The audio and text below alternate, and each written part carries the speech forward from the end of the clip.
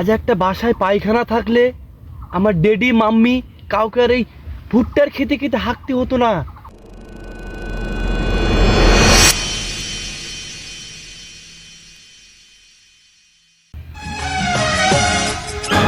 হায় সর্বনাশ রে, হায় সর্বনাশ রে, এই মোর ভুট্টা বাড়িটা ঠিক তুলনায় গোলামের বেটা বেদিতে রে।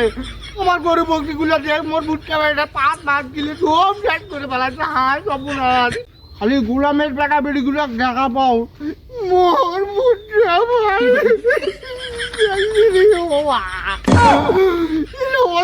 সহ্য হয় দেখবি।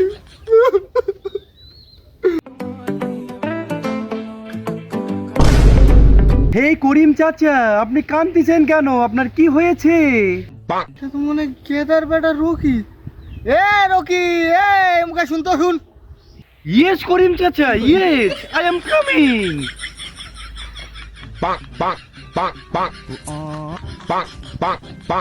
আরে রকি, মুখে হাঁটাহাঁটি করেছিস কেন? হাড্ডিত কি জোড়া মোড়া পড়ছে নাকি তোর? আরে নো চাচা, no, this is my style. আরে গোলামের বেটা তোর স্টাইল মিস্টাইল সব খেতা পুরো। আগে কত তোর মা প্রত্যেক দিন মোর ভুট্টা বাড়ির সামনে আসে গরু বাঁধতে ভুট্টার পাতগুলো খেলায়, আর তার উপর তোর বাপ আসে প্রত্যেক দিন মোর ভুট্টা বাড়িটা থাকে, আর তুই আসে মোর সামনে স্টাইল মারাছিস। আরে নো চাচা, নো, আপনার কোথাও একটা ভুল হচ্ছে। আমাদের বাসায় থাইল্যান্ড থেকে আনা 3টা কমোট আছে। আপনি কিভাবে ভাবতে পারেন আমার আব্বু আসে এখানে হাগু করবে?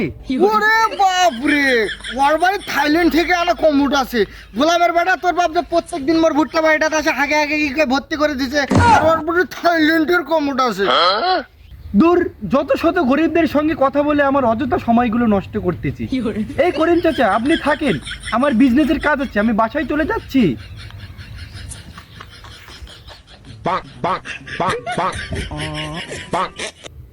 এ গোলামের বেটারা হাগার জায়গা পায় না, আবার ফির বিজনেস তো বিজনেস।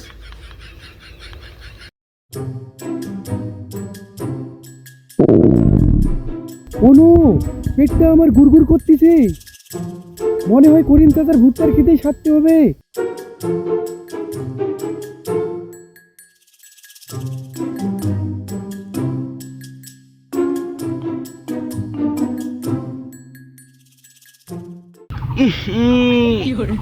আমার ডেডির গুয়ের যে গন্ধ। আজ একটা বাসায় পায়খানা থাকলে আমার ডেডি মাম্মি কাউকে আর এই ভুট্টার খেতে খেতে হাঁকতে হতো না। ছি ছি ছি, কি গন্ধ গুয়ের। গুটা কত কষা, মনে হয় পাছা দিয়ে রক্ত পড়তেছে, কি কষ্ট।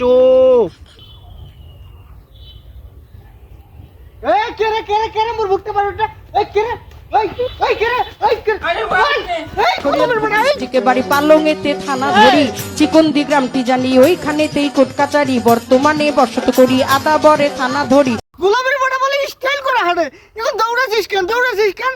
আগে জানো শোনো আর বাপ আসে হাগে, এখন দেখো ওই গোলামের বেটাটাও হাগে, দুদিন পর আর মাও হাঁকবি।